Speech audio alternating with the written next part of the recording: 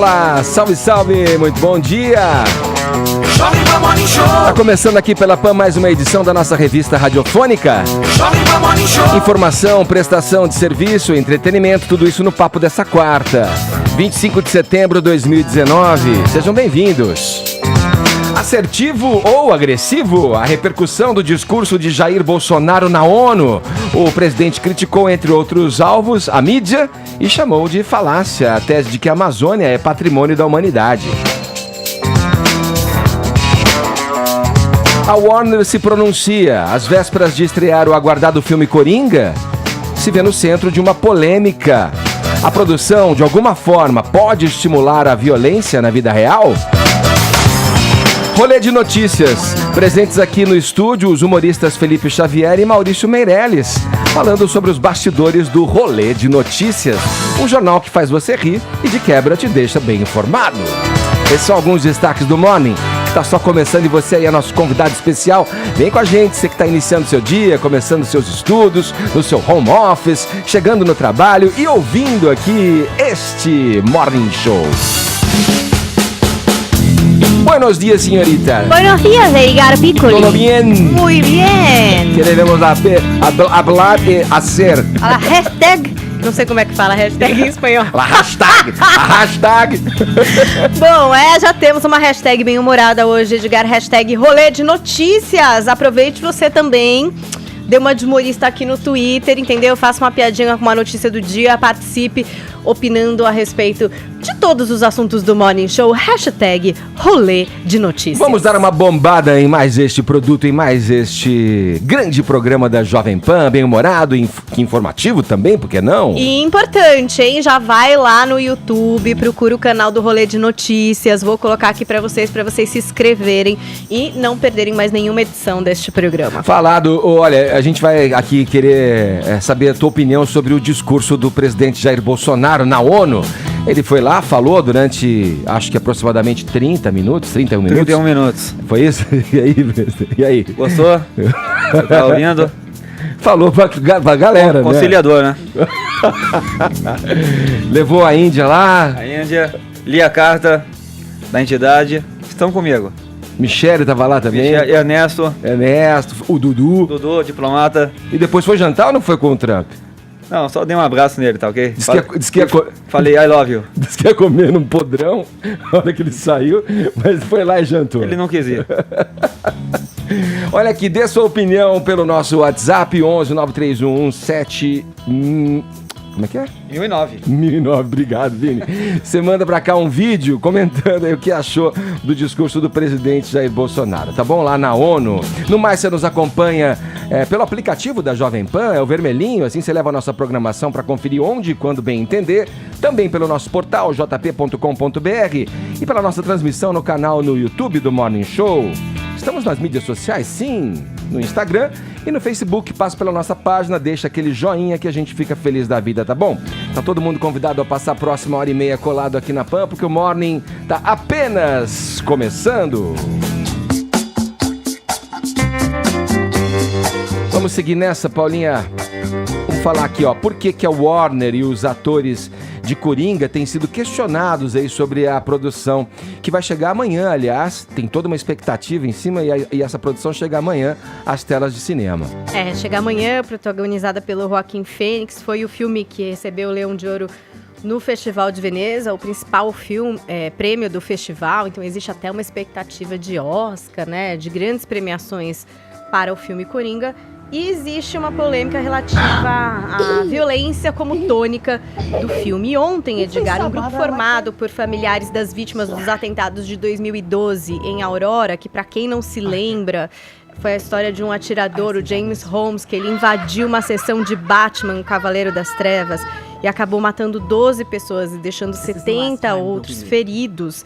Então, esses familiares, eles resolveram se manifestar em relação a essa possibilidade. Será que um filme, Edgar, por exibir cenas muito violentas e perturbadoras, pode fazer com que uma pessoa cometa um ato como esse? Essa é a preocupação desses familiares, que publicaram uma carta aberta à Warner, né, manifestando esse medo e pedindo até para que a Warner doasse parte do dinheiro que vai receber com essa produção para instituições que cuidam de vítimas e de parentes de vítimas de casos parecidos como esse. Então, todo mundo, na verdade, resolveu se manifestar em relação a isso. Não foi só a Warner oficialmente, mas o diretor Todd Phillips, que disse o seguinte, ó, o filme faz alerta sobre falta de amor, trauma infantil, falta de compaixão no mundo.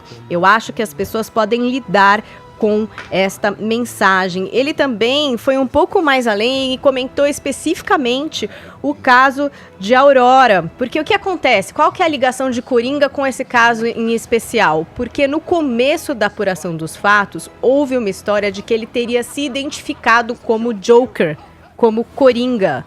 Isso depois se provou não verdadeiro, Edgar, porque ele nem caracterizado estava. Então o Todd Phillips ele diz aqui, esse cavaleiro não estava nem se apresentando como Coringa, isso foi falso, né? Ele estava tendo obviamente um colapso mental e algo de horrível nisso, mas não estava relacionado ao personagem do filme, né? A relação com o cinema é apenas o fato dele ter entrado dentro de uma sessão de exibição.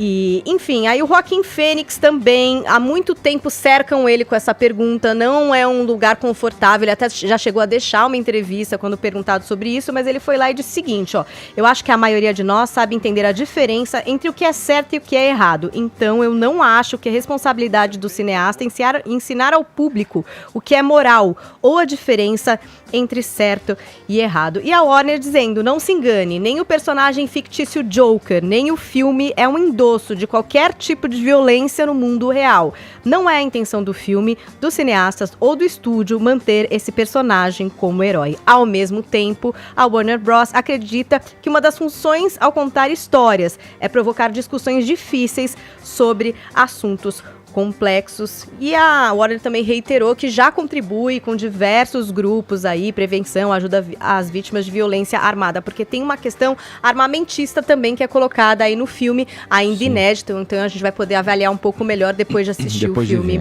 amanhã. Mas você vê, Paulinha, desculpa te interromper, mas é um assunto que permeia a questão da existência humana. Você lembra quando essa discussão veio à tona com relação aos games?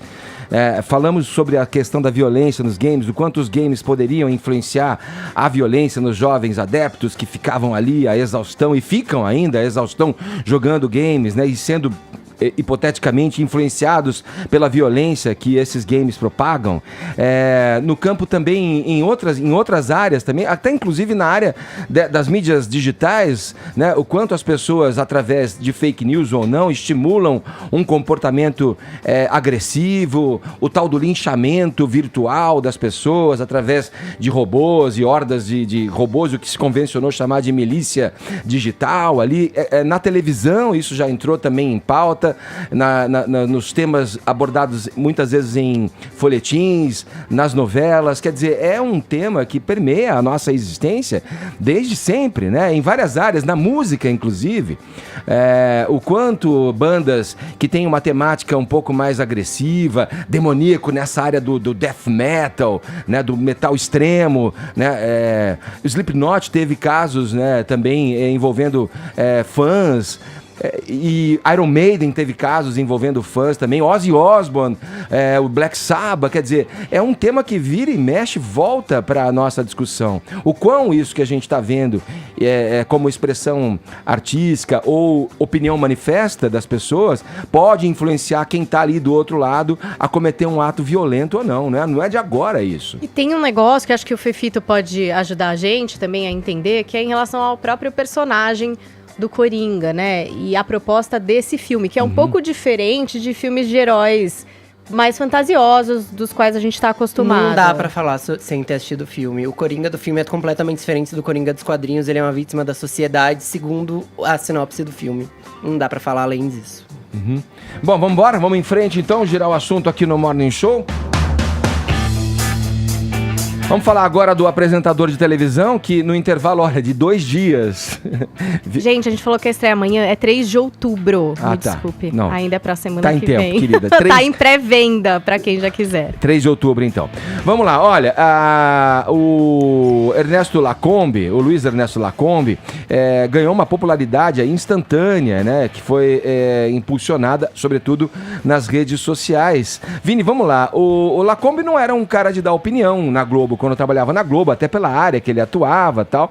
Mas ele vem aí, através desses embates que vem travando com a Silvia Popovic no programa que eles apresentam na Band, vem ganhando a simpatia, né? De pelo menos parte da direita e, obviamente, em consequência disso também, muita gente da esquerda anda criticando o jornalista. Pois é, Edgar. E olha, você falou aí no enunciado no intervalo de 2 dias, e agora eu te atualizo, Edgar Piccoli, no intervalo de 3 dias, porque eu acabei de mandar uma foto lá para o nosso querido Murilo, que já está exibindo aí na tela, porque agora cedo o Luiz Ernesto Lacombe e a Silvia Popovic estão comentando justamente a repercussão que a declaração dos dois tem tido nas redes sociais nos últimos dias. Então a gente vê ali no GC do Aqui na Band, o programa que os dois apresentam, que diz o seguinte: pluralismo entre Silvia Popovic e Lacombe repercute nas redes sociais. E repercute mesmo, desde a última segunda-feira,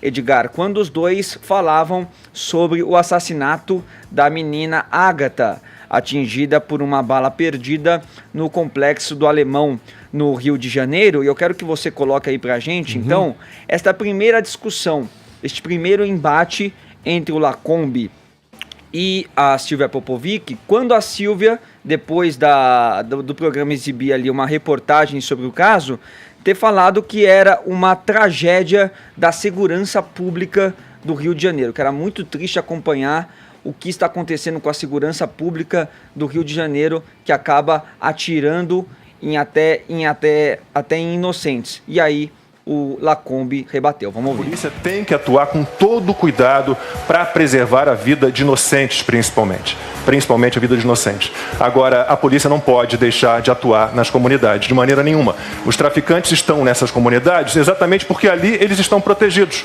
eles estão encastelados, protegidos por pessoas inocentes.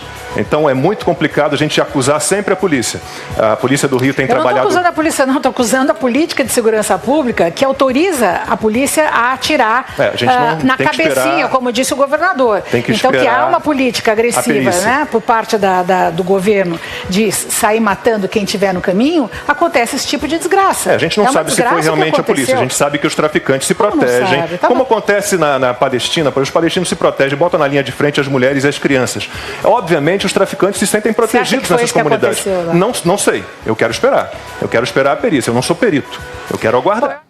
Pois é, Edgar, o Lacombe, ele disse que era precipitado, né, fazer esse tipo de avaliação, que era melhor esperar ali uma perícia para saber de qual revólver, né, que atingiu ali a Ágata, se foi da polícia, se foi de traficantes. Falou também da responsabilidade ali do usuário de drogas, que acaba financiando também o tráfico, e a Silvia foi mais nesse sentido de falar que é preciso que essa segurança pública tenha ali uma política de mais estratégia, de mais inteligência, para que esse tipo de coisa não aconteça. Ele até relembrou que nos primeiros 15 anos da carreira dele, ele atuou como repórter de polícia no Rio de Janeiro, entrava muito nas comunidades, sabia das dificuldades que a polícia tinha de atuar nesses locais, nesses ambientes. Falou que até relembrou, né, que na década de 80 o então governador do Rio, Leonel Brizola, acabou impedindo que a polícia entrasse no morro, e aquilo fez com que fortalecesse o tráfico de drogas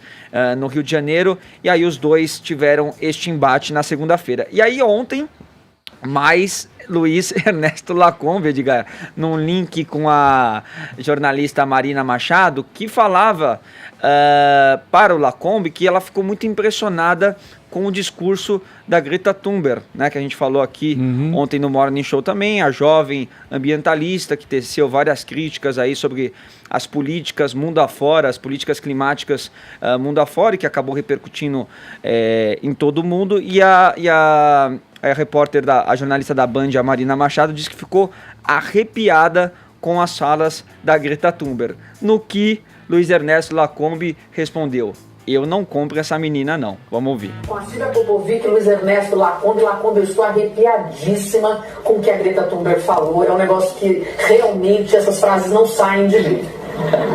Marina, eu não compro essa menina, você me desculpa. Eu não compro essa menina.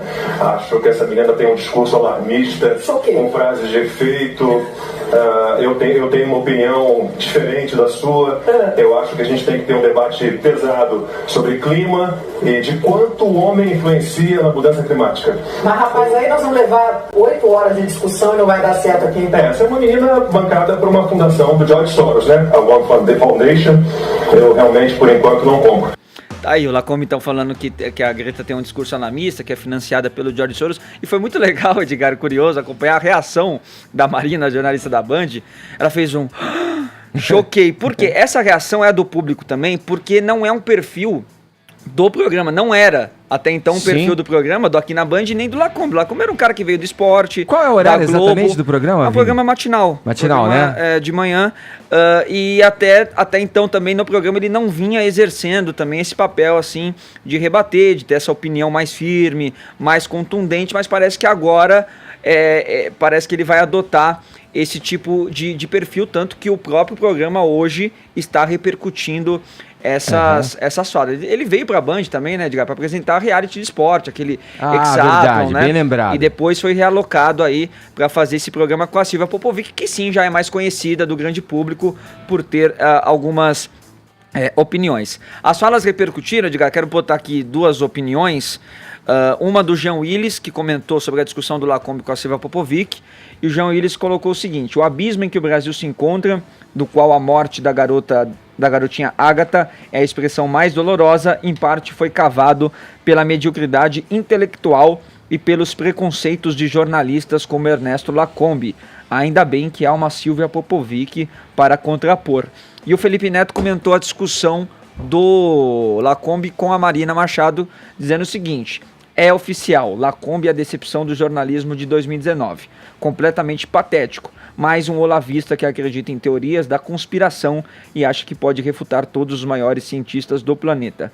Que lastimável Lacombe, que pequeno. Mas é importante a gente relembrar também que teve muita gente que ficou do lado do Lacombe, que defendeu aí as opiniões dele, e muita gente achando que tá tudo certo, que a Silvia vai ter a opinião dela, o Lacombe vai ter a opinião dele, e isso vai fazer com que o programa ganhe aí, de fato, uma pluralidade de posições, de opiniões, e possa até, quem sabe, alavancar a audiência aí da atração. Vini, eu acho fundamental nós parabenizarmos o Ernesto Lacombe por romper aí as amarras do politicamente correto em rede aberta de televisão. Cumpre aqui salientar, quem ouviu vamos dizer assim, esse trecho do programa na íntegra, e foi meu caso, ele foi extremamente objetivo e racional. Então, no caso da Ágata, né, ele questionou essencialmente a covardia do crime organizado de se encastelar nas comunidades. Se proteger e assim, por pessoas inocentes. Exatamente, usar pessoas inocentes, inclusive crianças, mulheres, como escudo humano. E, no caso da Greta, né, do discurso da cúpula ambiental lá na ONU, ele questiona a pertinência de um discurso histérico e genérico de uma adolescente, certo? Que é financiada por pessoas, por grandes agitadores sociais. Então você não vê aí nada além da discussão objetiva, do debate de ideias. E mesmo assim vem toda a patrulha, toda a inteligência em cima do jornalista, né? Parabéns, viu, Ernesto, pela coragem e, bom, seja bem-vindo ao time. A patrulha vem em decorrência de pessoas que não concordam com o que ele fala, dessa onda conservadora de direita que assola a mídia, toma conta. Dentro dessa pluralidade, eu acho que é válido ter opiniões contraditórias para que o ouvinte, o espectador, no caso deles, de um programa de televisão, né, Vini, possam formar a sua própria opinião. Agora, se você analisa o pano de fundo das guerras, é um dito contra outro dito. Quer dizer, usar como escudo, estão encastelados, não sei, será que sobraria outro lugar para eles estarem, os traficantes? No Leblon tem muitos políticos, nas assembleias políticas tem muitos chefes de tráfico que estão lá, camuflados entre os colarinhos brancos. Deveria haver, como eu sempre digo aqui, um trabalho de inteligência nesse caso. Agora, como o pano de fundo é a morte morte de vários jovens inocentes em decorrência dessa guerra entre o crime e o poder público e o Estado, é evidente que a gente tem que se comover quando um inocente morre. Falar como politicamente correto ou não é fechar os olhos diante da realidade que a gente tem todo dia relatada no noticiário. Né? As pessoas que trabalham, o povo que trabalha e que mora nas comunidades, claro que padece desse mal. É óbvio, mas onde estariam os criminosos a serem combatidos? Procura nas assembleias, procura aí nas grandes mansões, nos bairros ricos do Rio de Janeiro e das grandes cidades do Brasil. Ora, fechar os olhos para o que está acontecendo e tirar do contexto uma situação para falar em politicamente correto ou não. Vamos olhar a realidade, vamos olhar o que está acontecendo. Edgar. Foram vários jovens que morreram. Um com uma furadeira na mão, outro com um guarda-chuva na mão, um garoto indo para o estádio de futebol. Devemos esquecer isso? Devemos passar pano para isso aí? Achar que uma política de um governador que vem com simplesmente um confrontamento e estabelecendo uma guerra de fogo cruzado onde inocentes estão no meio? Horas. Deveria haver um trabalho, como a gente sempre fala aqui, de inteligência, de investimento no policial, de treinamento do policial. Um discurso duro para quem vai lá comemorar, sair do helicóptero, ser filmado, comemorando como se fosse um gol à morte de um sequestrador. Olha, só pode gerar mais violência, e a demora para se falar também do caso da morte da pequena Ágata só denota aí o que e qual é a intenção do governador Wilson Witzel. Edgar, eu acredito ser um pouquinho depreciativo falar numa onda conservadora que assola a mídia, porque assolar tem uma certa carga negativa. Não, partindo do pressuposto que o contraponto de ideias é uma coisa democrática, a onda conservadora ela vem para desanuviar a mídia, inspirar a mídia, expandir. Expandir a mídia. A gente procura assolar é uma palavra necessariamente negativa. O contraponto de ideias é maravilhoso. É maravilhoso. Você tem uma narrativa hegemônica. Você vê, acho que eles até copiaram a gente, Caio. Eles se influenciaram no sucesso, Morning. Para estabelecer algum debate ali de contraditório. Eu sei que o tempo está apertado, mas deixa eu fazer uma rápida atualização, porque eu vi o Domar Batista, que é o diretor do programa aqui na Band, acabou de postar no Instagram dele que ele quer selar a paz entre os dois, entre o Lacombe e a Silvia Popovic, e chamou os dois para um almoço hoje à tarde. Tem como rodar esse vídeo aí rapidinho, Murilo, pra gente? Não ainda tem como rodar, mas então vocês estão vendo aí o print deste link que o Vildomar Batista acabou de postar no Instagram dele, dizendo que está convidando o Lacombe e a Silvia para este almoço. E olha lá o que ele escreve: você conquista a melhor audiência da TV brasileira, bem como a fidelidade e os aplausos do seu público, mesmo com as divergências entre os apresentadores. Isso é profissionalismo inteligente e informativo. Tá lá as palavras então do Vildomar Batista, que quer deixar tudo certo entre os apresentadores. Ele está capitalizando em cima dessa divergência de ideias, como aqui as pessoas gostam de fantasiar que eu odeio o Caio e que existe alguma competição e que as pessoas gostam disso. E tá todo mundo percebendo e querendo tomar conta desse ativo. Mais importante, claro que a diversidade de ideias, mas eu acho que a polarização, isso não interessa a ninguém. A diversidade de ideias é diferente da polarização e da briguinha interna que as pessoas gostam de imaginar que exista entre as pessoas. Entendeu? Vamos nessa, tem mais um assunto pra gente tocar aqui no Morning, nessa pauta matutina. O assunto é política. Vocês devem se lembrar aqui que dias atrás a gente comentou a notícia que o gabinete do líder do governo no Senado, Fernando Bezerra Coelho, foi alvo de uma operação de busca e apreensão da Polícia Federal. Pois bem, ontem o Congresso Nacional, em sessão conjunta da Câmara e do Senado, derrubou vetos do presidente Bolsonaro à lei de abuso de autoridade. Em outra frente, a votação da reforma da Previdência no Senado, cujo primeiro turno estava marcado para terça-feira, foi adiada. Zé Maria Trindade, nossos olhos e ouvidos na capital federal. Olha, esses dois, digamos, movimentos do parlamento têm relação com essa operação capitaneada pela Polícia Federal. Bom dia para você em Brasília, Zé. Salve, muito bom dia a todos. Olha, Edgar, hoje foi o dia sem o áudio em que o presidente Zé, do... Pois não, agora aí, ok? Agora ok, Zé, vamos em frente. Tá bom. Pois olha, hoje foi o dia em que o presidente do Senado, o senador Davi Alcolumbre, se olhou no espelho e se sentiu um Renan Calheiros. Aqui houve invasão da polícia no prédio do Congresso Nacional, não houve mortos e feridos, mas os senadores dizem que houve atingidos. Por isso mesmo, saíram aqui em caravana, foram ao Supremo Tribunal Federal, na tentativa de anular esta operação da Polícia Federal. Pegou, como você disse, o gabinete do filho do líder do Senado, do governo do Senado, e também o próprio senador Fernando Bezerra. É o Fernando pai e Fernando filho.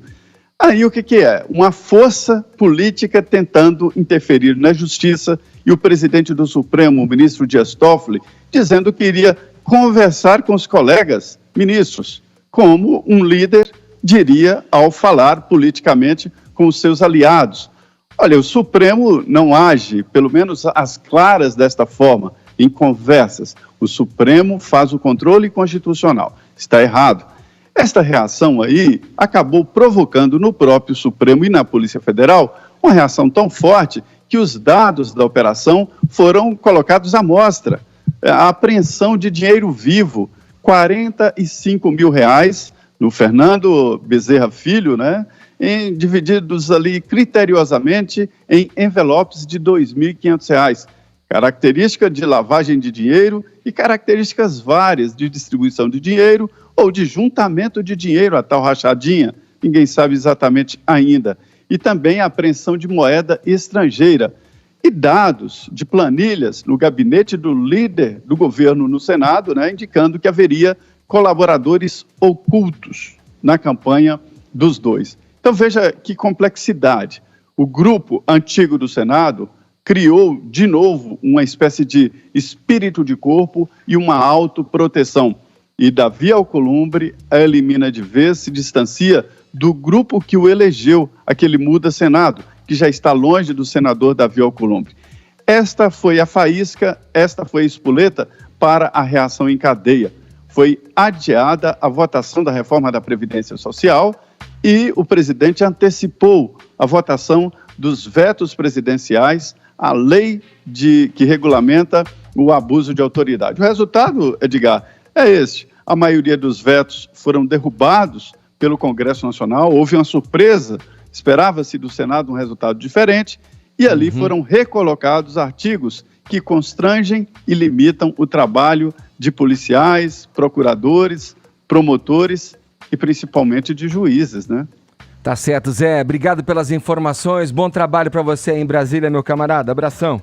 Muito bem, obrigado, bom dia. Paulinha, vai lá, com você agora, garota. Ed, hoje a gente recebe aqui no Morning a Luana Bottini, que é gerente de projetos sociais do CIEE. Tudo bom, Luana? Tudo bem, Paula. Bom dia, Paula. Bom dia, ouvintes. Bom dia. Bom dia, Edgar. Vamos começar falando do espaço de cidadania?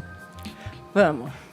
Conta pra gente, o que é o Espaço de Cidadania, Luana? Então, o Espaço de Cidadania é um serviço de convivência e fortalecimento de vínculos. Nós atendemos bastante jovens, de 15 a 17 anos, e esses jovens vão nesses espaços para melhorar o seu repertório.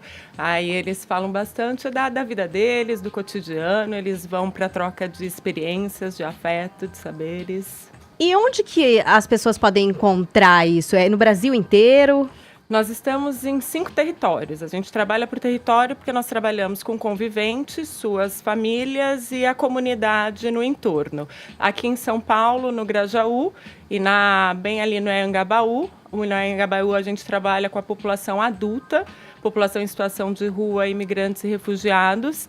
Nós estamos também em Salvador, em Manaus e no Distrito Federal, ali em Ceilândia, Taguatinga. E como que as pessoas podem participar do Espaço Cidadania? Para participar, é importante que elas se vinculem ao Centro de Referência da Assistência Social, porque esse é um serviço que ele está tipificado pela política da assistência social. Então, o Centro de Referência, que são os CRAS e CREAS, eles encaminham aos serviços de convivência e fortalecimento de vínculo, que é o caso do Espaço de Cidadania. Obrigada, Luana, pela participação aqui. E se você quer saber mais sobre o Espaço de Cidadania, acesse ciee.org.br, é o portal do CIEE, que também é a porta de entrada para os jovens que querem ingressar no mundo do trabalho. Obrigada, Luana. Eu que agradeço. Agora 10h31, horário de Brasília.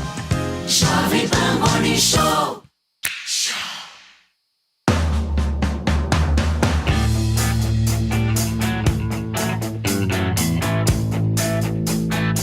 Jair Bolsonaro, o presidente Jair Bolsonaro, fez nesta terça-feira o discurso de abertura da Assembleia Geral da ONU em Nova York. A gente acompanhou a fala dele ontem aqui e agora a nossa colega de Brasília, Luciana Verdolim, a repórter Luciana Verdolim, fala com a gente e traz essa repercussão em torno do discurso entre os próprios aliados do presidente. Vamos ouvir.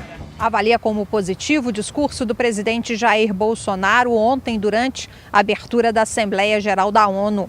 O filho do presidente, o senador Flávio Bolsonaro, foi quem melhor soube sintetizar o discurso. Segundo ele, o objetivo foi levar ao conhecimento mundial a pauta vencedora das eleições brasileiras do ano passado. O próprio Bolsonaro afirmou que o discurso foi objetivo e respeitoso, que mostrou o ponto de vista do governo e lembrou que o país merece ser respeitado. Sendo enxovalhado por parte da mídia externa no tocante à questão ambiental e preservação da nossa Amazônia. Conseguimos aqui, com um discurso bastante objetivo e verdadeiro, mostrar que essa não é a realidade. Pelas redes sociais, aliados aqui do presidente Bolsonaro comemoraram. O ministro-chefe da Casa Civil, Onyx Lorenzoni, por exemplo, afirmou que Bolsonaro foi altivo, corajoso, verdadeiro e soberano. Reafirmou o compromisso com valores e princípios como a liberdade, democracia, família e tradição. O ministro da Justiça, Sérgio Moro, conhecido internacionalmente pelo combate à corrupção, foi o único citado pelo presidente. Segundo Moro, o discurso trouxe pontos essenciais: soberania, liberdade, democracia, abertura econômica, preservação da Amazônia, oportunidades e desenvolvimento para a população brasileira. Já o filho do presidente, o deputado Eduardo Bolsonaro, que o acompanhou na viagem, comentou a semelhança entre os discursos de Bolsonaro e do presidente dos Estados Unidos, Donald Trump.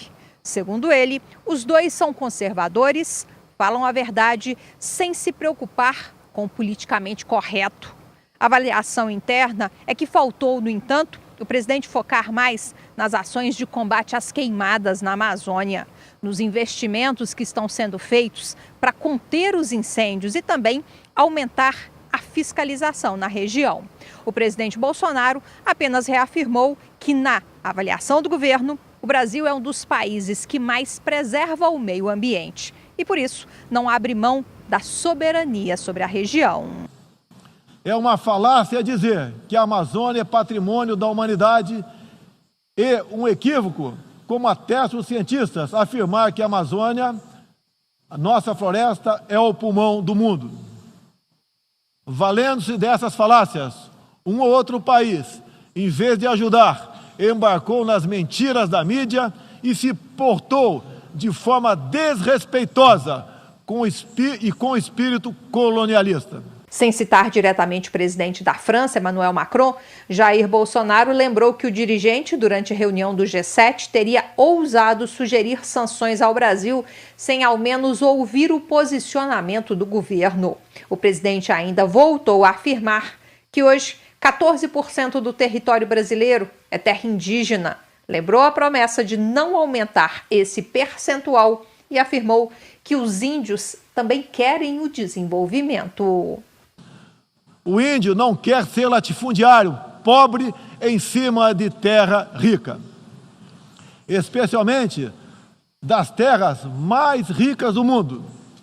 É o caso das reservas Yanomami e Raposa Serra do Sol. O presidente explicou ainda que existem no país 225 povos indígenas, além de 70 tribos em locais isolados, cada um com suas lideranças, sua cultura e forma de ver o mundo. Ainda de acordo com o presidente Bolsonaro, a visão de um líder indígena não representa todos os índios brasileiros. Muitas vezes, alguns desses líderes, como o cacique Raoni, são usados como peça de manobra por governos estrangeiros na sua guerra informacional para avançar seus interesses na Amazônia. O presidente Jair Bolsonaro também não poupou críticas ao governo anterior. Meu país esteve muito próximo do socialismo, o que nos colocou numa situação de corrupção generalizada, grave recessão econômica, altas taxas de criminalidade e de ataques ininterruptos aos valores familiares e religiosos que formam nossas tradições. Há críticas também de que não houve qualquer aceno ao setor produtivo, não houve defesa dos produtores nacionais, nem garantias de que o país é um local seguro para se investir. O presidente apenas lembrou do acordo de livre comércio do Mercosul com a União Europeia, que ainda precisa ser ratificado e corre o risco exatamente por conta de problemas ambientais. De Brasília, Luciana Verdolim. Tá aí, vamos lá.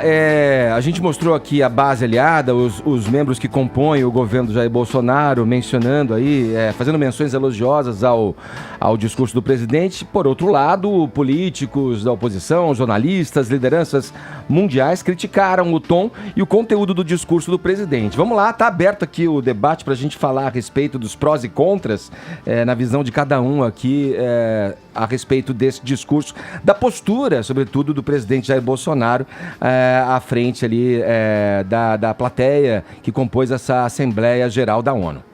Quem começa?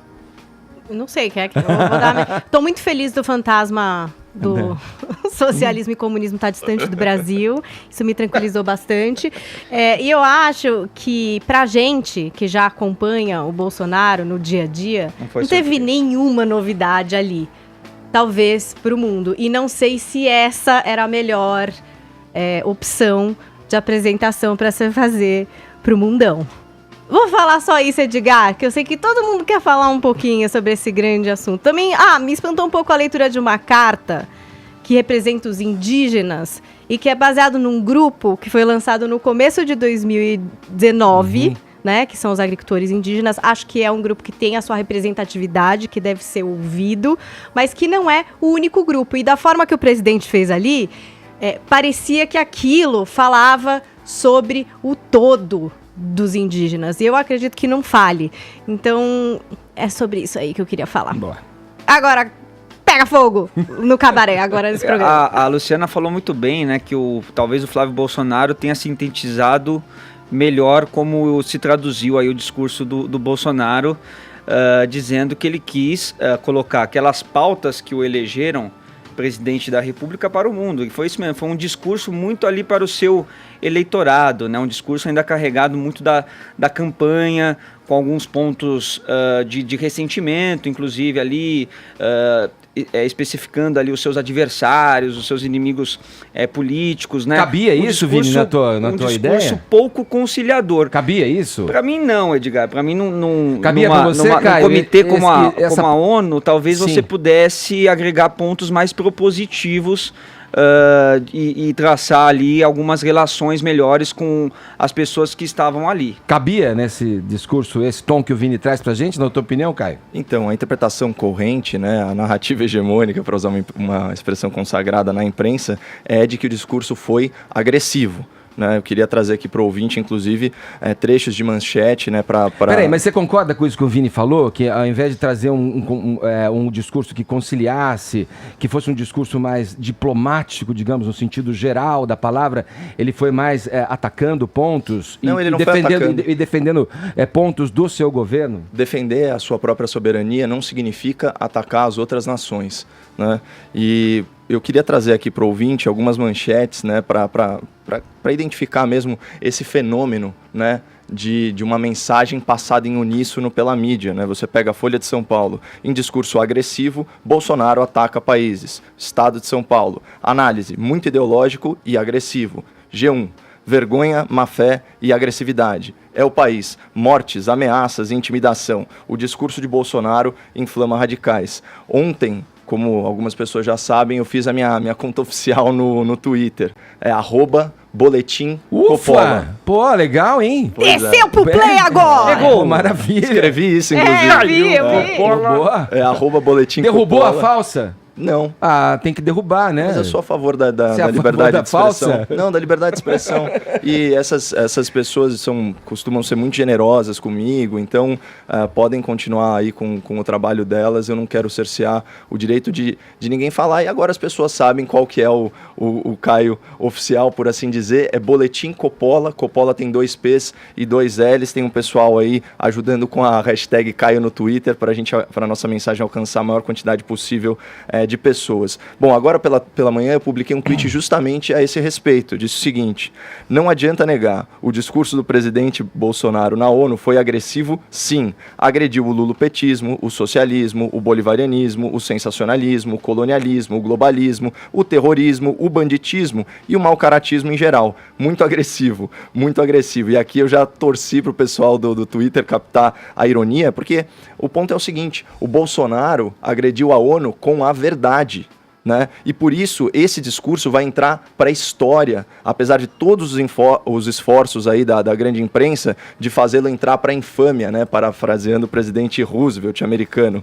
Os discursos na ONU de nações emergentes, né? Eles tendem a se conformar em atender às expectativas das grandes potências. É quase como uma cortesia subserviente e ensaiada, certo? Ao final, todo mundo se autocongratula, todo mundo se autoelogia e o mundo segue o seu curso de hipocrisia e de cinismo, certo? O presidente Bolsonaro fez diferente e chamou as coisas pelo que elas são. Então ele reconheceu sim o nosso passado de cleptocracia que se distingue da mera corrupção por colocar o Estado a serviço de um projeto totalitário de perpetuação no poder. Ele observou que a Assembleia Geral da ONU aplaudia líderes brasileiros corruptos, enquanto eles financiavam ditaduras africanas e sul-americanas em flagrante violação dos direitos humanos e sob os auspícios da própria ONU, no caso do programa Mais Médicos, por exemplo. Ele desconstruiu a falácia da Amazônia em chamas, né? Apontou, isso é uma mentira, e responsabilizou aqueles que atacaram a soberania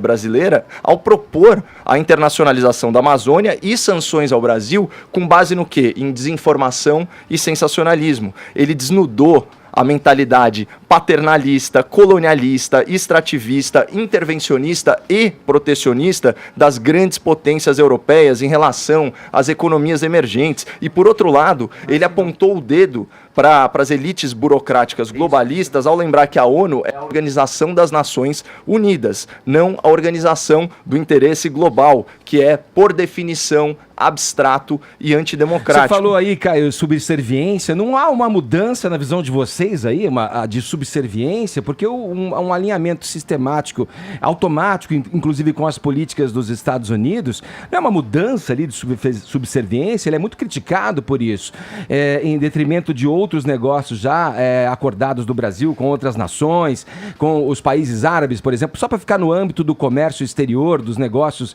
brasileiros que podem ser implementados, ele não acaba bloqueando? Eu vejo como um bloqueio. Se ele tem uma adesão sistemática a uma política de Donald Trump e os Estados Unidos, quando ele critica, fala que a Europa, os países ali têm interesses comerciais, por isso se levantam contra a política ambiental do governo, né, acusando de ser favorável a questões que envolvem desmatamento, ampliação de área de plantio. Ele não está prejudicando os negócios já estabelecidos do Brasil, inclusive no que ele aventou ali como sendo um feito dele e que já vinha sendo negociada a inclusão do Mercosul com a União Europeia. Esses países eles estabelecem regras nesses acordos. E o Bolsonaro e a sua equipe sabe, ou deveria saber, que se esses acordos não forem cumpridos, ele pode ser rompido, né? Quer dizer, não é uma troca de 6 por meia dúzia. Olha, gente, agora a gente se relacionava aqui bem com outros governos, né? Agora a gente vai mudar a nossa maneira de ver e dar uma abertura aos Estados Unidos, que também, aliás, a expressão, né, que não tem almoço grátis foi criada dentro da cultura americana, né? Tem interesses minerais na Amazônia, tem interesses de exploração de minérios. O próprio Bolsonaro fala tanto do nióbio ali, né? Mas tem outros tantos minérios embaixo do solo amazônico. Não é uma troca, né? E uma troca de subserviência, para usar uma palavra aí que você trouxe aí na tua fala? Não, porque nem todo alinhamento traz consigo a ideia de subserviência. Vamos traçar uma linha bem clara que, ao contrário das potências europeias, os Estados Unidos não querem a internacionalização da Amazônia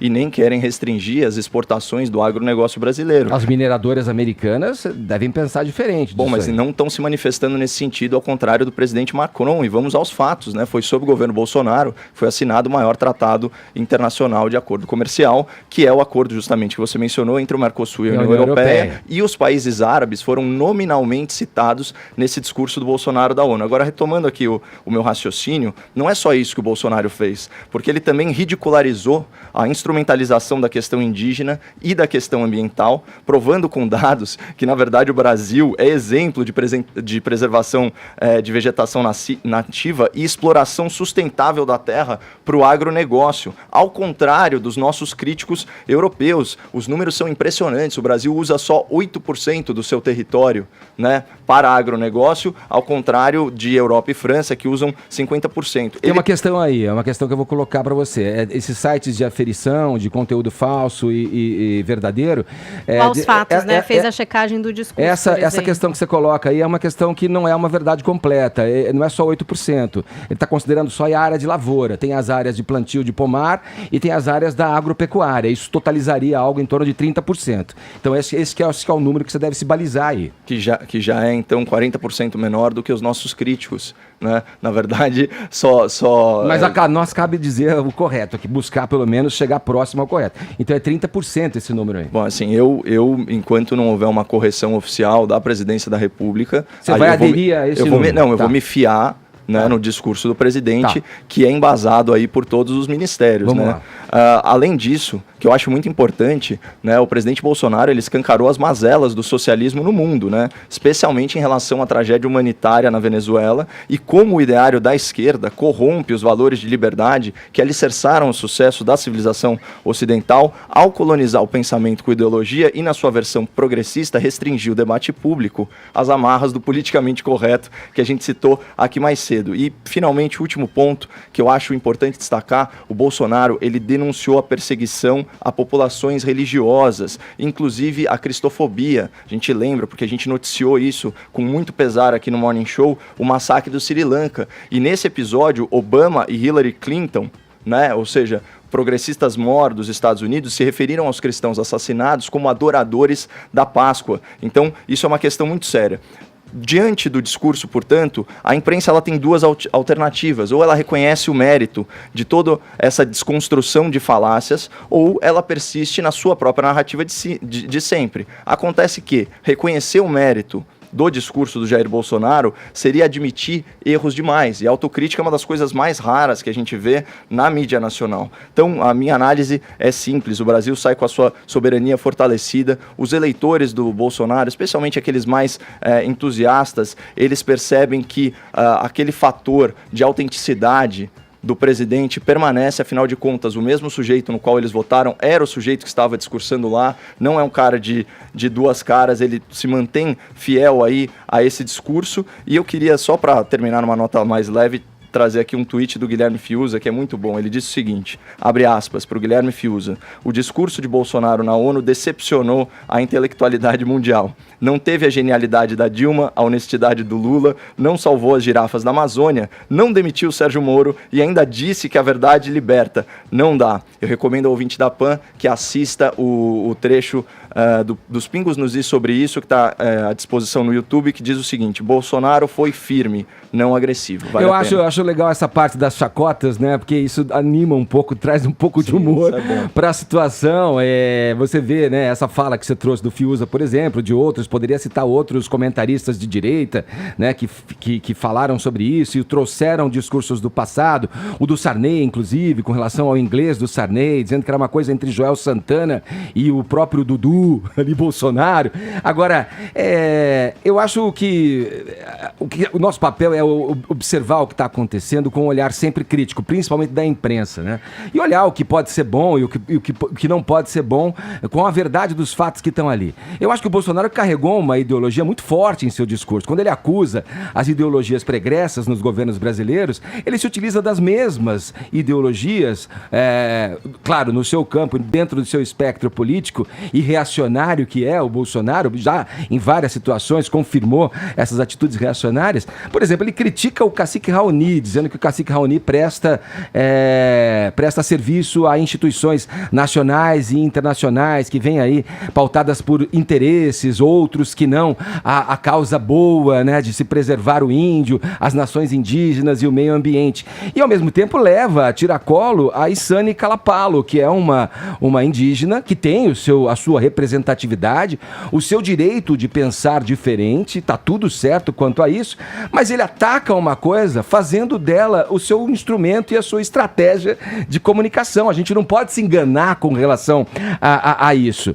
Agora, criticar governos anteriores beleza, está no direito dele, mas muitos enxergam como uma perda de oportunidade de levar ali um discurso conciliador, de mostrar uma ideia que o Brasil ele é sim soberano, mas ele também está aberto a negócios com todo o mundo. Quer dizer, quando você direciona para um lado, ainda mais um discurso que foi feito pelos integrantes do governo, aí, incluindo General Heleno, Felipe Martins, que é o Relações Internacionais ali, da cúpula mais ideológica do governo Bolsonaro, o próprio Eduardo Bolsonaro, que é o que a gente conhece e vê aí, pelo que ele posta nas mídias sociais, e o ministro das Relações Exteriores, que é meio que uma espécie de bibelô ali, fica mais como um membro figurativo, o Ernesto Araújo, já que muitas vezes, inclusive, é preterido de reuniões oficiais do governo brasileiro, e no seu lugar vai o Eduardo Bolsonaro, como aconteceu da última vez naquela reunião no Salão Oval da Casa Branca nos Estados Unidos. Esse discurso foi todo confeccionado em cima de um ideal, em cima da ideologia bolsonarista. Não é à toa que Eduardo Araújo o Ernesto Araújo se reuniu com o Steve Bannon 2 semanas antes. O que será que eles trataram? Um encontro fora da agenda? O que será que foi discutido ali?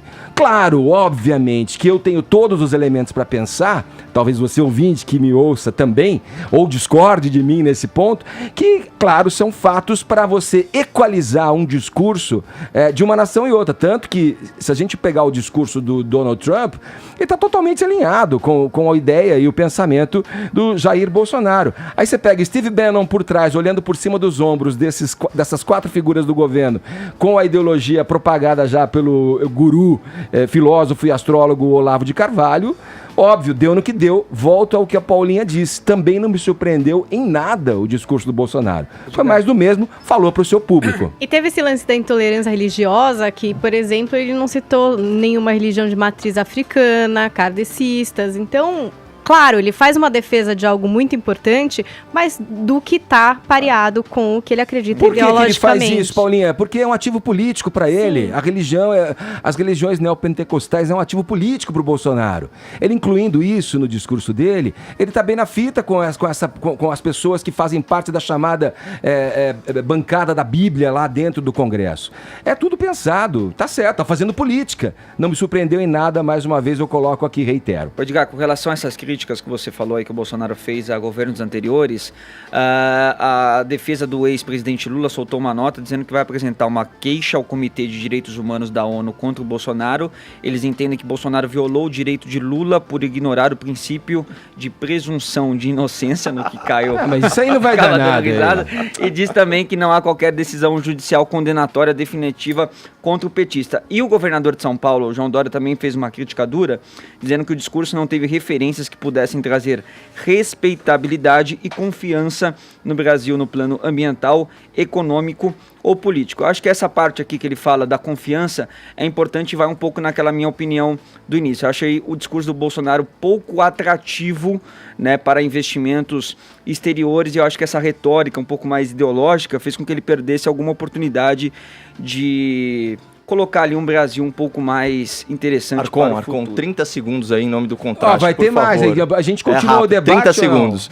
Só Vamos lá. Seguinte, 30 segundos. Vai. Então, vamos lá. É que uma liderança indígena certamente manipulada por interesses internacionais é infinitamente pior que uma liderança indígena eventualmente manipulada por interesses nacionais. Primeiro contraste. O segundo, infinitamente melhor se alinhar com os Estados Unidos no seu auge, com pleno emprego, economia crescendo, maior taxa de emprego de minorias do que com a Venezuela no seu pior. E como eu já essa disse, é uma relação assimétrica, hein, Caio? É roubar no jogo falar não, isso. lógico hein? que não. O presidente porque antes a gente tinha um governo completamente alinhado com Venezuela, Cuba. Peraí, mas o presidente Donald Trump tá aí, às beiras aí de uma tentativa de impeachment. Que vai fracassar.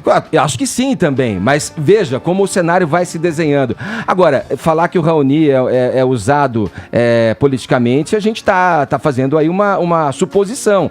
Eu poderia pensar o mesmo da Ihsane Kalapalo, Sim, que mas tá sendo é usado internacionalmente e outro em nome da nossa soberania. É completamente distinto, né? E olha, finalmente... Agora a gente precisa usar o break. 11h02, horário de Brasília. Jovem Pan Morning Show. Simbora! Seguindo aqui com o Morning Show nessa quarta-feira. Olha, vira e mexe, alguém comenta que o noticiário no Brasil, principalmente o noticiário político, esse programa não me deixa mentir, faz inveja a qualquer produto da Netflix. Horas bolas. Lembra quando a gente falava aqui que tava difícil concorrer com o Brasil? O pessoal lá, Paulinha, lembra do Francis Underwood? Gente, acabou com House of Cards, o negócio aqui do Brasil. Você vê que a série nunca mais ninguém ouviu falar? Eu acho que foi meio assim, entendeu? Foi por isso. Pois é, no nosso drama da vida real, muitas tramóias, reviravoltas, fatos inusitados, personagens surreais, né? Aos borbotões. Um arsenal de bafões e bufões capaz de alimentar até o menos criativo dos humoristas. Imagine então quando esse conjunto de pérolas produzidas nos gabinetes, nas ruas e nos canais de televisão do país cai na mão de gente talentosa. Daí vira um programa da Jovem Pan, claro. Olha aí, a risadinha vocês já talvez tenham reconhecido aí. Os nossos espectadores e ouvintes já devem ter visto em algum momento aqui na nossa programação a edição do recém-saído do forno Rolê de Notícias, comandado pelos meus colegas aqui, o Felipe Xavier e o Maurício Meirelles, a quem eu dou as boas-vindas neste programinha de rádio. Sejam bem-vindos, garotos. Obrigado e obrigado pelos talentosos, porque eu acho que não somos, né? Não somos as melhores pessoas. Essa é a primeira piadinha. Eu acho que sobrou pra gente. Autodepreciativa. A gente tem que começar assim pra falar mal dos outros. Tudo beleza aí? Edgar, tudo bom? Legal. Prazer estar aqui de novo com vocês, Mais uma vez, vamos falar aí desse programa e de outras coisas também. Que piada vocês fizeram ontem, por exemplo, com o discurso do presidente Jair Bolsonaro? Olha... Ou alguma coisa que tenha ficado de fora ali, quando vocês pensaram, fizeram aquele brainstorm para criar o programa? A gente, na verdade, a gente ficou meio decepcionado. Eu fiquei muito decepcionado com o discurso. Ficou decepcionado demais. Porque eu imaginava que ele ia xingar umas 3 primeiras damas, achei que ele ia fazer um piropóptero. Ele ia dar nome aos bois. Eu achei que ia ter uma coisa, um soco na cara de alguém, não teve. Foi simplesmente um discurso... A gente tinha feito um bolão, né? Fez um bolão. Eu ganhei. Você ganhou. Ele falou que ia elogiar o Trump. Eu falei que ele ia falar 4 talkies, perdi. Perdeu, né? Não falou nenhum, né? Não falou nenhum talkie. Foi muito decepcionante. Foi muito decepcionante. Questão, falou? Questão não falou, não falou.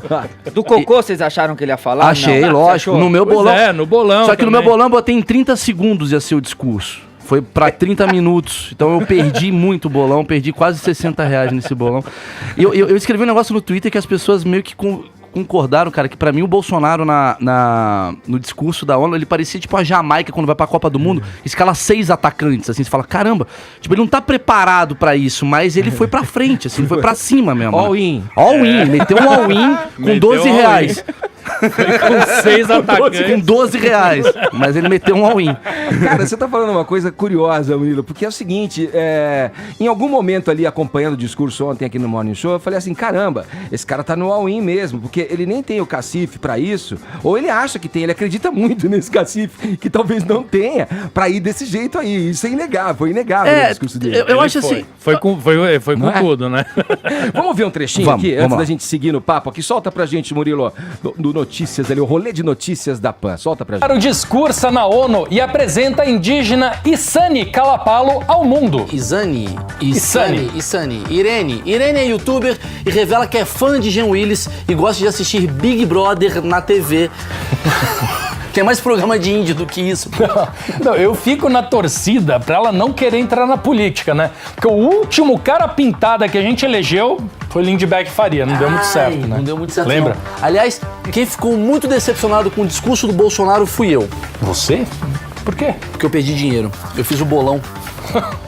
Eu achei que ele ia falar algumas coisas aqui, ó. Discurso durou mais que 30 segundos, perdi aqui, achei que ia ser menos. Ele não xingou nenhuma primeira-dama, não falou tá ok, não fez pirocóptero, achei que ele ia fazer. Aqui, ó. E no tocante também não rolou.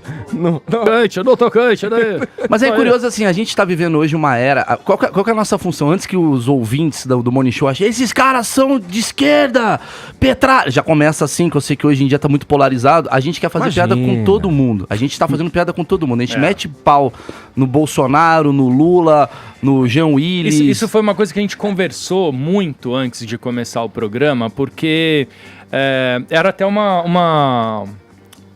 na verdade, esse programa foi um pedido do Tutinha, né? Meu. Ele encomendou esse programa porque justamente pra gente trazer um pouco de leveza, um pouco de humor, né? Pra gente poder dar risada nesse momento tão difícil que a gente tá passando, né? E aí a gente ficou se questionando, mas será que a gente vai adotar um lado? Como é que a gente vai se posicionar? E aí eu e o Maurício falando, não, a gente não pode ter lado nenhum, a gente tem que dar porrada naquilo que tá merecendo tomar porrada. Dá porrada na evidência. E a gente fazer piada com o que dá piada. Porque também isso seria a teoria do jornalismo, né? Que você tem que, enfim, falar sobre tudo e sobre todos, bater em tudo e em todos, fazer cobrança em tudo e em todos. Mas é muito difícil das pessoas entenderem isso, né? Elas vão muito, por exemplo, por essa sketch, ouvir uma sketch e falar, é isso! Estão comendo mortadela! E nem ouviu a outra. Vocês estão entendendo que o pessoal tá podendo rir de tudo ou ainda... Depende Paulinha, do recorte. Eu acho que é o seguinte, se tem uma boa piada, a gente tem que fazer. Sim. Tipo, programa de índio, cara pintada, sei lá, essas coisas ali que tem a ver... Tribo tá ok. Entendeu? Esse tipo de coisa, a gente não pode deixar de fazer a piada por alguma ideologia ou, né? Eu acho que ele é um programa... A gente tá na piada, o interessante é fazer as boas piadas. O radical não vai gostar, seja ele de esquerda, seja ele de direita. É isso que eu tava perguntando, mas o radical não vai gostar. Assistem, vocês sentem que o pessoal consegue rir de tudo mesmo? Eu acho que tá rindo mais, eu acho que tá rindo de tudo. A gente tá rindo de tudo porque depende muito do recorte. O cara que gosta de a gente solta muita pílula. Inclusive, a gente vai deixar aqui o @rolê de notícias no Twitter. A gente tá sempre soltando pílulas. No Instagram também é a mesma coisa.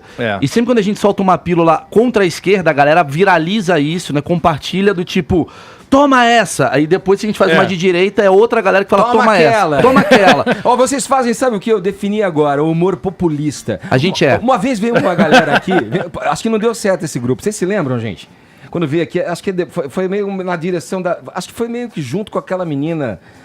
esse deputado estadual, Campanholo, que veio aqui Ana falar. Campanholo. Isso.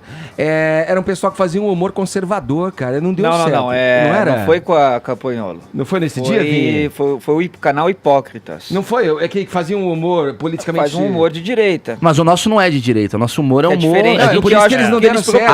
Entendi. Eu acho que, o humor você tem que rir de tudo, né? O partido do humor... O Brasil já tá muito amargo, né? As pessoas estão meio amargas. Então acho que é quase que um dever nosso trazer essa leveza e essa piada com tudo e com todos, entendeu? Sem se privar de falar alguma coisa. Porra, tem uma piada engraçada ali, vamos fazer. Aliás, tem uma coisa que a gente tá sentindo, por exemplo, o discurso ontem do Bolsonaro foi a coisa mais genial de todos os tempos, ao mesmo tempo foi a coisa mais desastrosa de todos os tempos. Então, as pessoas estão muito divididas. Se a gente escolher um lado, a gente tá ferrado. Então a gente vai joga pra plateia, quem quiser pegar, compartilha. É isso. Ô Maurício, você também é um cara que se utiliza muito desse humor nas suas redes sociais. Ixi, lá vai. E aí você recebe muita pancada, né? Sim, porque muita. primeiro tem gente que acha que você tá falando sério e às vezes você não tá. Sim. E às vezes você tá falando sério mesmo, mas tá falando tanto da esquerda como da direita. Sim. E aí você se vê sempre colocado dentro de uma caixinha, né? Eu sou um bolsominion comunista. É isso que eu sou.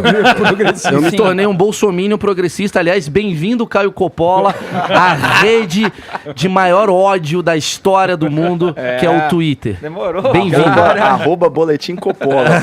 Bem-vindo. Em É ali pouco que a tempo. galerinha se encontra, Mal? Você sente que o Twitter tá muito radicalizado, assim? Cara, mas é um pouco da nossa culpa, eu acho, sabia? Eu acho que depende muito do que as pessoas esperam de você. As pessoas esperam de mim piada. Aí eu faço piada. Tem gente que leva a sério o meu tipo de humor. Tem gente que leva na piada meu tipo de opinião séria. Às vezes as coisas ficam meio confusas, assim. Eu tô tentando evitar falar de política, mas é inevitável. Porque às vezes eu vejo um negócio e falo, isso rende piada. Engraçado, eu sempre achei que você gostava muito dessa confusão. Gosto. Porque como o Vini falou, Gosto. cada hora você põe uma coisa, o pessoal já sabe. Ele tá zoando agora ou agora ele Eu tá gosto, sério? eu gosto da confusão, mas eu tenho um filho. E aí eu quero brincar com ele, eu fico no Twitter. Então eu preciso parar um pouco, jogar piada, ir embora e deixa a galera se matando, entendeu? Acho que eu preciso fazer isso um pouco. Eu acho o seguinte, eu acho que nesse momento, e principalmente agora que a gente está fazendo esse programa, que é uma sátira do jornalismo, né, uma sátira das notícias do dia, né, a gente faz um pseudo-jornal, que a gente não se prende à verdade, né? A gente brinca até que a manchete é verdade, o resto é zoeira. Porque essa é a premissa do programa. Tem gente que acredita, né, na piada. Tem gente que acha que é real, assim? Eu não sei, eu não sei como é que as pessoas assistem. Acho que a pessoa que assiste uma vez, ela pode até se confundir. Acreditaram na mamadeira de piroca, pô. Não vai acreditar que é piada, não. Mas eu acho que, assim, a gente não pode... Eu, pelo menos, eu não tô muito monitorando, assim, o que tá acontecendo no Twitter. Porque se a gente começar... O humorista tá gripado. Aí a gente fica meio paranoico e aí você começa a se cercear. E eu acho que a gente não pode se cercear. A gente tem que estar livre para falar, a fazer a piada, entendeu? Sem freio e tocar o negócio para frente. Se a gente começar a pensar, olha, eu fiz essa piada, o pessoal reclamou. Até porque... fiz aquilo, o pessoal reclamou. Pô, daqui a pouco a gente tá fazendo um programa bundão aí, chapa branca. E mais que isso, o humor ele é muito relativo. Entendeu? O humor é muito relativo. As pessoas falam, isso daí é sem graça. Mas o que é sem graça para ele e o que é engraçado? A gente tá fazendo o que a gente acha engraçado. Pra Maurício não, mas pra Felipe acho que esse tipo de humor, desculpa, acho que vou perdigoto. Cuspiu na cara. Cuspiu na cara. Petralha. Começa, né? Já começou. Perdigoto progressista. Não, o Felipe talvez seja uma novidade pra você, que você sempre fez um humor baseado em personagens caricatos, assim, né? Sim. O Maurício Meirelles, por outro lado, não. Foi sempre... Bobo. Não. Não, mas o que eu quero dizer, sempre teve envolvido com comédia. Num humor mais comédia, uma comédia crítica, sim. ácida ali. Quão difícil foi pra você, Felipe, trazer... porque agora você tá falando de notícias. Agora você tá polarizando, mesmo que momentaneamente, você tá adotando um lado ali. Teve algum ensaio, algum exercício pra você? Ou você não pensou? Porque você disse aí, senão a gente fica se cerceando e tal. Mas eu vejo que você também ficou protegido ali atrás dos personagens caricatos que você desenvolveu e implementou no seu trabalho. Eu acho que é bem colocado isso mesmo, porque quando você tá no personagem, não é você, né? É o personagem. E isso isso defende, né? Vamos dizer, protege o artista, né? Então isso. Me defende agora. Fiquei calado esse programa todo só pra esse momento. Peraí, Fifi, deixa Não. Agora me defende. Revela que eu sou a Sandra. Gente, olha, eu vou falar a verdade. O Fefito é a Sandra. Olha aqui, ó. Todos nós sabíamos. Olha lá. Mentira! Olha lá, Só um pouquinho, ó. Sandra. Só uma palhinha. Gente, posso falar?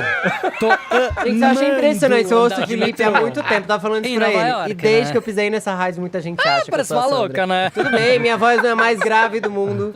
Mas olha, eu tô começando a clamar pela personagem, quero royalty. Como é que tá lá na Barô, Fefito? Tem ido na Barô? Baronesa. Sandra, meu nome é Sandra. Gente, não, Máximo. Parece maluca, né? Fefito, vamos pra Barô, tá? Final de semana tá convidado. Partiu. Ô, galera, tava pensando aqui, o do Vivier e o Carioca entraram no embate aí público, né? Em torno da morte, fato triste lá, da morte da garotinha Ágata e do papel dos usuários de drogas, relacionando isso, o Carioca, no caso, à violência dos morros do Rio de Janeiro. Vocês devem ter acompanhado. Uhum. Entrou o Porchat também, né? Entrou o Porchat, aí entra o Defender. Já não é a primeira vez que isso acontece. Lembra do Rafinha Bastos? Lembro. Com o Danilo Gentili. Lembro. E os caras se digladiando também ali e tal. Os humoristas definitivamente não são corporativistas, né? Não. Não. Ainda mais com essa polarização, cara. Tem polarização no humor também. Tem humor de direita, humor de esquerda. Eu tento ficar fora. E às vezes eu me levo a sério, eu me sinto mal com isso. Aí eu confesso pra você. Porque às vezes eu falo assim, porra, cara, eu tô aqui discutindo um negócio político, acho que eu tenho que fazer piada. E eu tô discutindo sério uma coisa. E às vezes eu tenho até reclamações de usuários, usuários no caso usuário, do Twitter, o pessoal da tal. Cracolândia. Fala, pô, bicho, faz piada, cara. Vocês estão se levando muito a sério. Às vezes eu falo, é verdade, cara. Eu não tenho que estar discutindo sobre agricultura. Eu tenho que estar fazendo piada sobre agricultura. Então, às vezes, eu acho que... Só que, ao mesmo tempo, nós não somos 100% humorista. Eu não posso chegar no McDonald's e o cara enfiar uma casquinha na minha cara e falar, é uma piada. Sim. Tem um momento meu como cidadão. Tipo, o cara bate no meu carro e eu tenho que rir. Também não é assim. Então, acho que a gente tá, às vezes, tentando se levar um pouco a sério demais. Eu acho que não é o momento. Eu acho que a gente tem que fazer risada pras pessoas. Eu acho que é uma pegadinha isso aí. Eu acho que é uma armadilha que o Carioca e o artista tende a cair, sabia? Porque, principalmente nessa questão aí, cara, pô, faz o seu trabalho, faz o seu humor, tal. As pessoas às vezes estão muito preocupadas em ficar emitindo opiniões, entendeu? Chato. Eu tô nisso também às vezes, viu? Eu não sei, cara, eu acho que assim... Mas aí não fere um pouco a liberdade de expressão? Não, o cara faz o que ele quiser, mas Mas um entrar na timeline do outro pra criticar, eu acho que não tem nada a ver, entendeu? Entendi. O que a gente quer é prato no Paris 6, bicho. Não é mais que isso, não. Só quer prato no Paris 6, não tem? Sobremesa não tá valendo, tem que ser o prato principal. Tem que ser o prato principal, a gente quer dinheiro e prato no Paris 6. Não quero entrar em polêmica mais, não. Porque é um espaguete aqui, a Meirelles, é isso, né? Porque a gente discutiu aqui quando o Porchat fez os questionamentos ali pro Carioca, né? Será que o Twitter é o melhor ambiente para você fazer esses questionamentos? Não, levantar porque um debate tão sério, tão Não, difícil? porque não tem intenção, você não consegue entender como o cara tá falando, você fica muito... O Twitter deixa você agressivo. Sim. É impressionante como você... E é uma coisa que eu percebo, uma coisa que me incomoda, porque a gente tá muito na bolha. Sabe o que é a internet, na minha opinião? É uma mesa de bar, eu tô sentado com o Felipe Xavier trocando uma ideia. Do nada chega um cara que eu nunca vi na vida, bêbado, e começa a bater um papo comigo me xingando. Na vida real, eu não daria atenção pra esse cara. No Twitter eu falo, vamos debater. A gente vai pra um caminho que não precisa ir. Sem fim. Tchau, vai embora. E a gente tá com essa mania de querer dialogar o tempo todo, até com quem não merece o diálogo. Então, assim, realmente, tem uns haters que não precisa... Você vai dialogar com um cara que te odeia e fica te ameaçando. Não tem como. Eu sou dessa opinião, assim. Acho que essas redes sociais, elas mais... prejudicam do que ajudam. Eu acho que meu pai é feliz que não tem. Gente, bem-vindo ao mundo. Cara, sabe por quê? Isso que você falou é interessante, Meirelles, porque a gente vem aqui no programa todo dia, fala. Eu estou falando, sou eu. Eu tento exprimir o que eu penso, expressar minhas opiniões. Sim. E isso é o que eu busco. Às vezes você faz uma correção aqui, de percurso ali. Opa, peraí, isso que eu falei. E isso eu expresso nas minhas mídias. Isso tá aí. Agora vocês... Né, com essa coisa de cobrarem que vocês sejam sempre humoristas, né? E às vezes você no Twitter quer expressar uma opinião que é a do Maurício, sim, pessoa física, não o Maurício. Deve ser uma loucura. É uma loucura, porque é isso, a Paulinha que entende já fica na dúvida. Porque tipo, ele tá falando sério, tá falando sério. Ao mesmo tempo que isso pode proteger, não, é o humorista que tá falando. Mas prejudica. Mas Edgar, na nossa redação, sou eu, o Maurício, Renato Tortorelli, Beth Moreno e o Lucas. A gente tem pontos de vista totalmente muito diferentes. Muito diferente. Tem cara que, entendeu, na vida dele, ele se posiciona de esquerda, votou no Lula, blá, blá. Tem gente que é de direita, tem gente que é de centro, e a gente consegue, isso que é uma coisa muito legal. É o cara que votou no Lula fazendo piada contra o Lula. Exatamente, entendeu? Então a gente junta as pessoas ali e todo mundo tá, vamos dizer, na licença poética do humor, e a gente tá afim de fazer humor. Entendeu? Pra fazer... Eu acho que o humor lacração é muito chato. E a gente procura fugir disso. Então, essa é uma premissa nossa, né? Quando a gente corre o risco de querer dar uma lacrada numa piada, a gente fala, vamos puxar porque um pouquinho... vira opinião, entendeu? Assim, eu tenho um tipo de comédia, às vezes até opinativa. Esse tipo de humor que a gente faz no rolê de notícias é o humor pro cara ficar leve.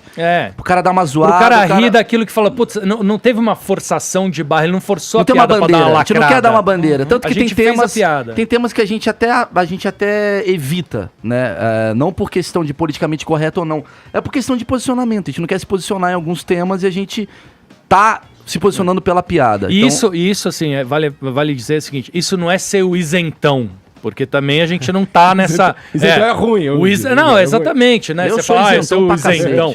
A gente não tá isento, eu não sou isento, entendeu? Se você for conversar comigo numa mesa de bar, eu vou ter minhas opiniões, claro, todo mundo tem. Mas ali no programa, a gente tá com uma função. O rolê de notícias ele tem uma função. Qual é a função dele? É fechar a faixa de notícias com risada, com humor, fazendo as pessoas darem uma bela risada da cena toda e depois entra a Voz do Brasil e aí tal. E agora, inicialmente assim. E hoje, né, sei lá, a partir de segunda-feira, a gente começou a entrar também depois do Morning Show. Mas eu que disparo, queridão. Exatamente. Eu dou um play aqui. Aliás, vamos ver se vocês passam no crivo aqui, né? No filtro da nossa audiência. Paulinha, como é que tá a nossa hashtag? Xingando. Quero saber. Xingando. O rolê de notícias está em terceiro entre os assuntos mais... Boa!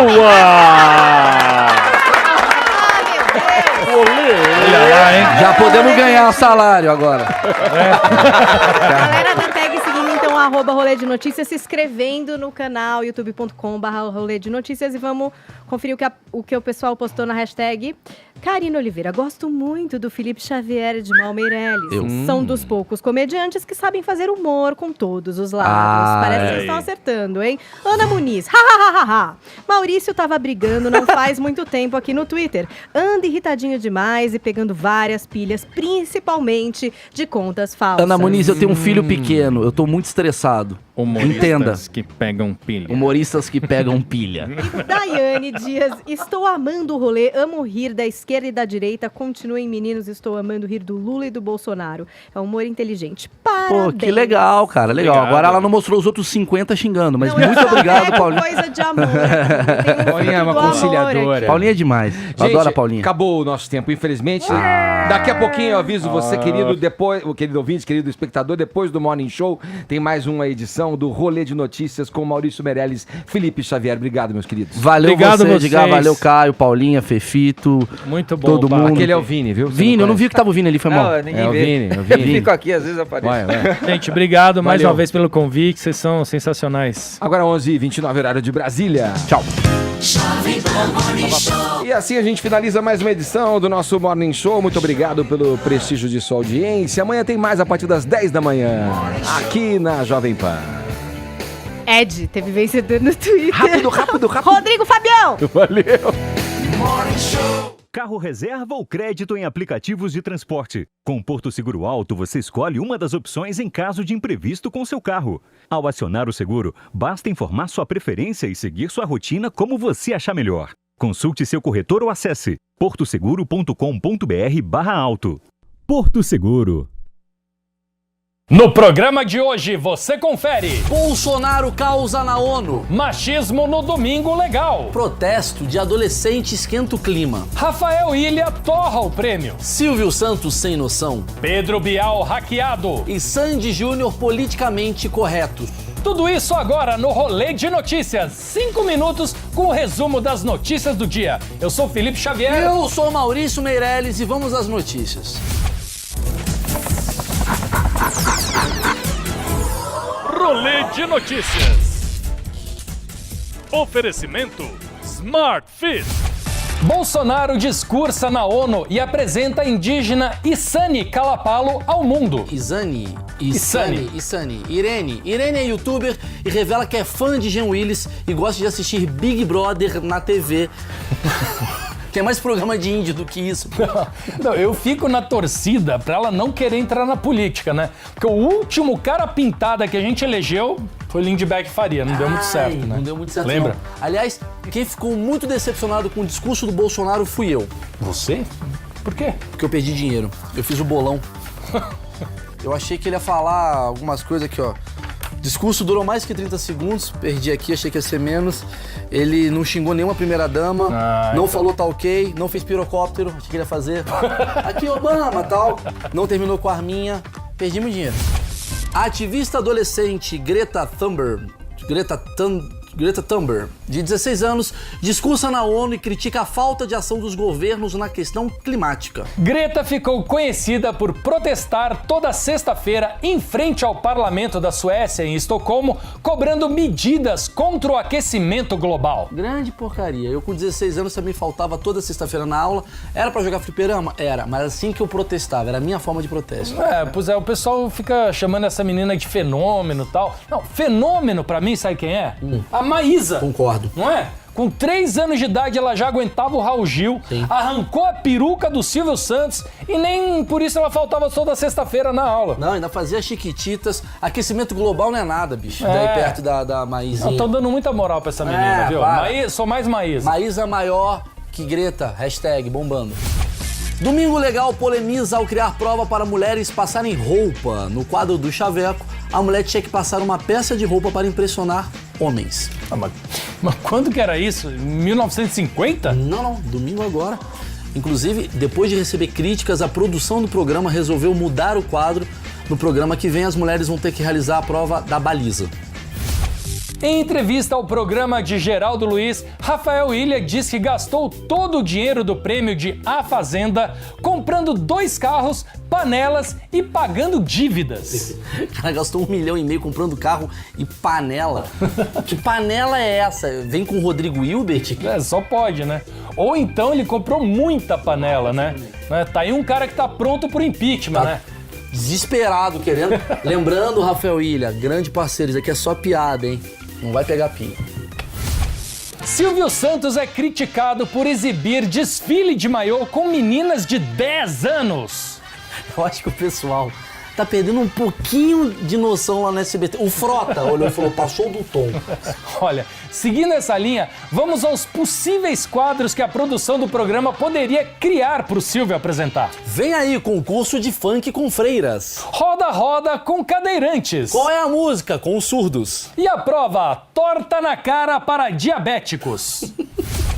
Lista da Lava Jato revela que pelo menos 84 pessoas foram alvo de hackers, entre eles o apresentador Pedro Bial. Cara que ficou famoso por dar uma espiadinha na vida dos outros, não pode reclamar, né? Aliás, fica tranquilo, Pedro Bial, que assim que eles ouvirem seus áudios de 8 minutos, provavelmente eles vão desistir de espionar. Porque imagina um áudio do Bial no grupo de família, que saco que deve ser, né? Deve ser assim, família.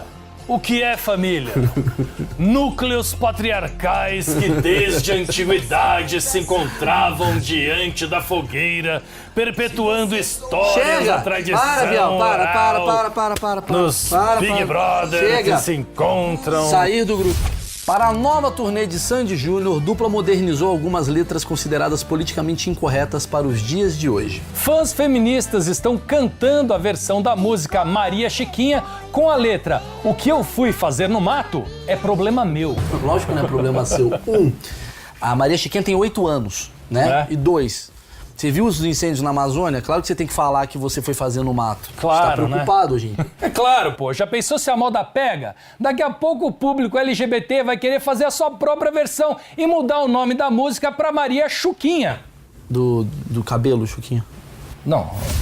A jornalista Silvia Popovic e Luiz Ernesto Lacombe discutem ao vivo na Band sobre o caso da menina Ágata.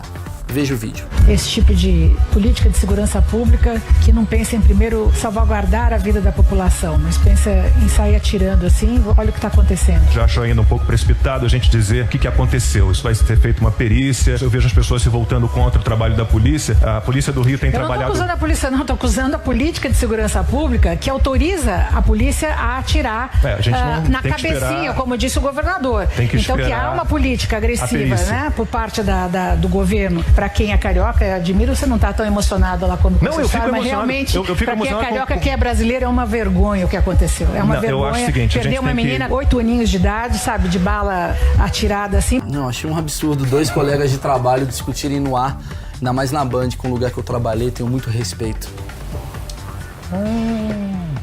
Achou, por que isso? Eu não entendi. Qual o problema de discutir no ar, Maurício? Eu não tô entendendo. Não, porque tem o telespectador, cara. O cara não precisa ficar ouvindo briguinha, entendeu? E daí, meu? Cada um normal, cara. 2 jornalistas, um não concordou com o outro, não pode discutir. Por que não pode porque discutir? Porque discutir não é uma babaquice. Você é babaca? Não, babaca tá sendo você agora, né? Não, babaca é quem não sabe opinar e fica discutindo. Não, se você quiser bater boca, tudo bem, cara. Não quero bater boca, eu quero bater na sua cara.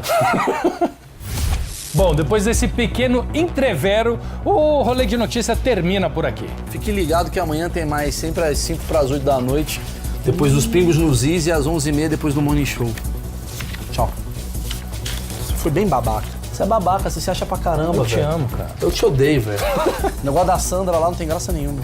Agora você mexeu comigo.